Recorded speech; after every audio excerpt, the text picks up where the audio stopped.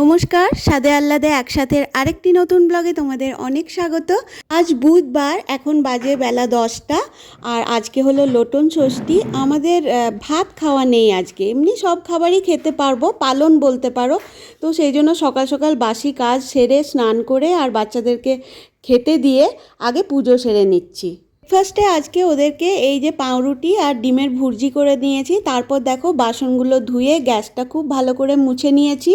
এখন আমার পুজো হয়ে গেছে, এরপর আমি চলে এসেছি কিচেনে। এখন আমার জন্য বানাবো একটু সুজি। আমার ছেলেমেয়েরা কেউই এই মিষ্টি সুজিটা খেতে পছন্দ করে না, কিন্তু আমার খুব ভালো লাগে খেতে। তবে হ্যাঁ, ওরা রাত্রিরে রুটির সাথে একটু দিলে তখন খায়, ব্রেকফাস্টে খাবে না। কড়াইটা গ্যাসে বসিয়ে দিলাম আর সুজিটা ড্রাই রোস্ট করব। তার আগে বাবু আর পুচুকে চলো প্রসাদ দিয়ে আসি।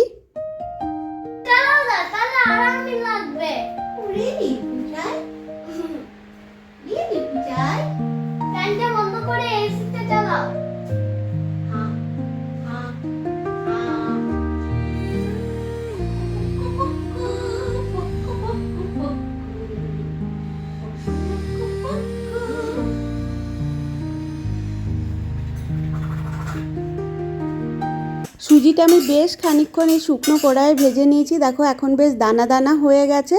এরপর কড়াইয়ে একটু ঘি দিয়ে প্রথমে ড্রাই ফ্রুটসগুলো একটু ভেজে নেব, তাহলে স্বাদটা খুব বেড়ে যায়। তারপর ওগুলো তুলে রেখে আরেকটু ঘি নিয়ে সুজিটা ঘিয়েও একটু ভেজে নেব। সুজি ভাজার সময় একটু চিনিও অ্যাড করলাম, তাতে বেশ একটা সুন্দর কালার আসে।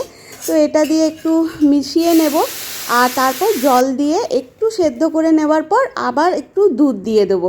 এরপর একটু ঘি দেব, আর তারপর আবার একটু এলাচের গুঁড়ো দিয়ে দিলাম যাতে গন্ধটা ভালো আসে। চিনির স্বাদটা কম ছিল তাই আরেকটু চিনি দিলাম। আর এখন সুজি রেডি হয়ে গেছে। প্রথমে উদয়নের জন্য একটু বাটিতে করে তুলে রেখে দিচ্ছি, অফিস থেকে এলে ওকে দেওয়া যাবে, বা রাতে যদি রুটির সাথে খেতে চাই সেও খাবে। আর আমারটা আমি এখানে নিয়ে নিলাম। যখন আমরা চেন্নাইয়ে থাকতাম, ওখানকার একটি দুর্গা মন্দিরে একবার গিয়েছিলাম প্রণাম করতে। তো ওখানে ওরা সুজির প্রসাদ দিয়েছিল। তো সে যে কী দারুণ খেতে, কি বলবো, যাকে বলে অমৃত। পুরো ঘি, ড্রাই ফ্রুটস, জাফরান এইসব দিয়ে সুন্দর করে বানিয়েছিল, দারুণ খেতে লেগেছিল। তো যখনই আমি সুজি বানাই আমার সেই স্বাদটার কথা খুব মনে পড়ে। কিন্তু ওই ধরনের সুজি বানাতে গেলে প্রচুর ঘি, চিনি, ড্রাই ফ্রুটস এইসবও দিতে হবে, যেগুলো আমাদের দৈনন্দিনের ক্ষেত্রে একটু মুশকিল, হজম হবে না। তো সেই জন্য আর কি।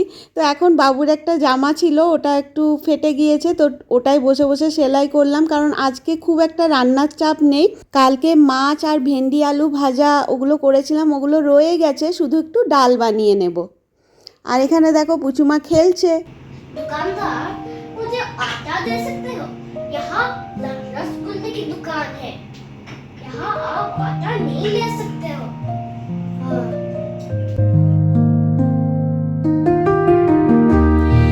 সবসময় আমাকে বড় মাছটা দেবে, সবচেয়ে বড় মাছ। সবচেয়ে বড় মাছ। আর লাঞ্চটা সাজানো ভালো হয়েছে, থালাটা তোমার পছন্দ? আজকে আমি তো ভাত খাবো না, আমার জন্য আমি একটু ওটস বানিয়ে নেব।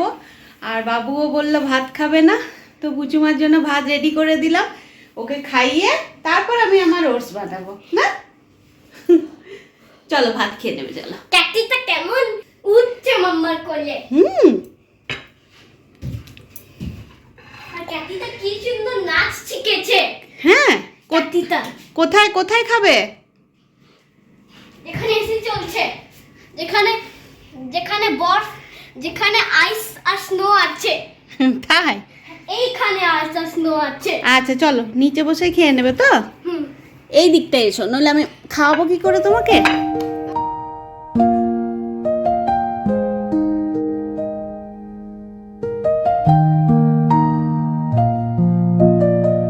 মেয়েকে খাওয়ানোর পর আবার সব বাসন টাসনগুলো ধুয়েছি, তারপর গ্যাস মুছেছি, তারপর নিজের জন্য এখন ওটস রান্না করছি। ভালোই হলো, মাছ টাছ রান্না করা ছিল, তাই ওদের জন্য আজকে রান্না করতে কিছু হয়নি। তো শুধু এই গরম করলাম তো গ্যাসে, সেই জন্য গ্যাসটা একটু মুছে নিলাম। তো চলো দেখি আমার ওটস হলো কিনা। ওটসটা কিন্তু বেশ ভালো, খুব সহজেই হয়ে যায়। এরকম সবজি দিয়ে একটু ডাল দিয়ে বানালে খেতেও বেশ ভালো লাগে। আমার চটজলদি আর ডিলিশিয়াস ওটস রেডি হয়ে গেছে, চলো লাঞ্চ করে নিই। বিয়ার্ডো, চলো ওটস খাও। ওটস না হেভি টেস্টি। ওটস খাওয়ার থেকে আমি কিছু না খাবো, ওটস কে খায়। এই ভদ্রলোক এখন কি আছে, ওয়েট লস জার্নিতে আছে। কি হয়েছে জানো? মাথাটা বড় পাতা দিয়ে চিপে দিয়েছে। তাতা না, তাতাকে কি দিয়ে পিটাবো? এটা বড় লাঠি নিয়ে আসবো নাকি? না তাহলে হাত দিয়ে পিটাবো? না। তাহলে কি দিয়ে? ওই টেবিলটা দিয়ে পেটাবো? হ্যাঁ। তুই পড়বি কি, সে ওটা তো ভেঙে যাবে। খাওয়া দাওয়ার পর একটু রেস্ট নিয়েছিলাম, তারপর বিকেলবেলা ছেলে মেয়ের জন্য জুস বানিয়ে দিলাম। বিশেষ করে বাবু দুপুরে কিছুই খায়নি, তাই ওর জন্যে আরও উঠলাম বানাতে। তো আজকে আসলে ওই জল এমনিতে ব্রেকফাস্ট খাওয়ার পরে খাই, কিন্তু ব্রেকফাস্ট খাওয়ার পরে আজকে আমি দিতে ভুলে গেছি। বাবু যে কি করে ভাতটা না খেয়ে আছে আমি বুঝতে পারছি না, কিন্তু খুব জিদ্দি, কিছুতেই খাবে না। কেমন হয়েছে? ইভিনিং ফ্রেন্ডস, জাস্ট সন্ধে দিলাম, এরপর রাত্রিরে রান্নার জোগাড় করব। তো আজকে ভাবছি ছোলার ডাল করব। আজকে তো লোটন ষষ্ঠী, নিরামিষেই করব, ওই জন্য আমিষ দেবো না, ছোলার ডাল রান্না করব। আর দেখি একটু রুটি করে নেবো। বাবু তো সকালবেলা ভাত খায়নি, তাই ভাতটাও কিছুটা রয়েই গেছে, দেখি কি করা যায়। এই সময়টা না বড্ড চা চা মনটা করছে। আর উদয়ন এখনও অফিস থেকে আসেনি, তবে আসার সময় হয়েছে, এলে পরে চাটা বসাবো। খুব চা খেতে আজকে ইচ্ছে করছে। এই যে উদয়ন এসে গেছে, তো ওকে প্রথমে জল আর তারপরে সুজিটা দিলাম, কিন্তু ও বললো এখন খাবো না, একটু খেলো, তারপর বললো রেখে দাও, রাত্রিবেলা লুচি আর আলুর দম করো। আমার প্ল্যানিং ছিল ছোলার ডাল করব, আমি ছোলার ডাল ভিজিয়েও রেখেছিলাম, কিন্তু ও বললো না আলুর দম করো। এইভাবে যখনই আমি যা প্ল্যান করি সব উল্টেই যায়। তো কি করব, ছোলার ডালটা আবার জল ঝরিয়ে ফ্রিজে তুলে রেখেছি। আর এখন দুজনের জন্য একটু চা বানিয়ে নেব।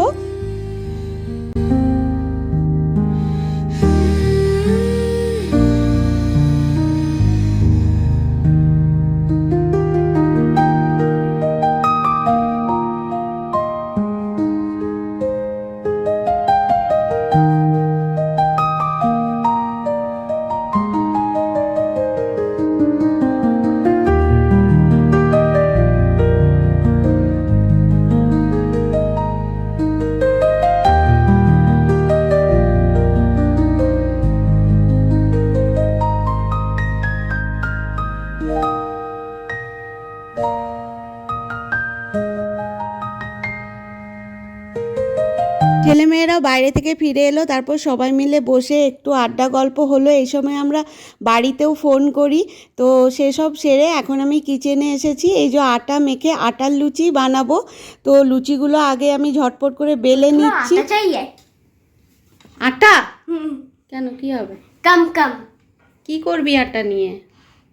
खिंडी और की थोड़ा आटा मिलेगी क्या? है दाओ दाओ दाओ थोड़ा। नो नो अरे अरे আচ্ছা দিলাম তো অনেকটা।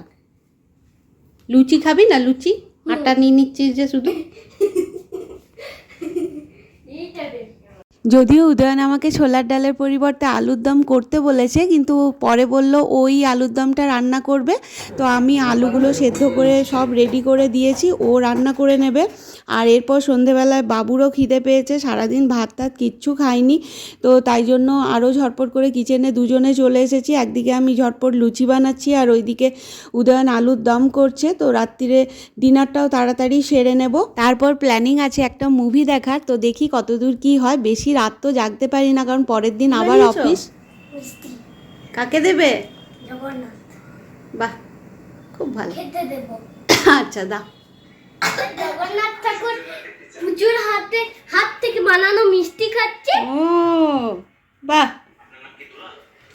সুন্দর হয়েছে।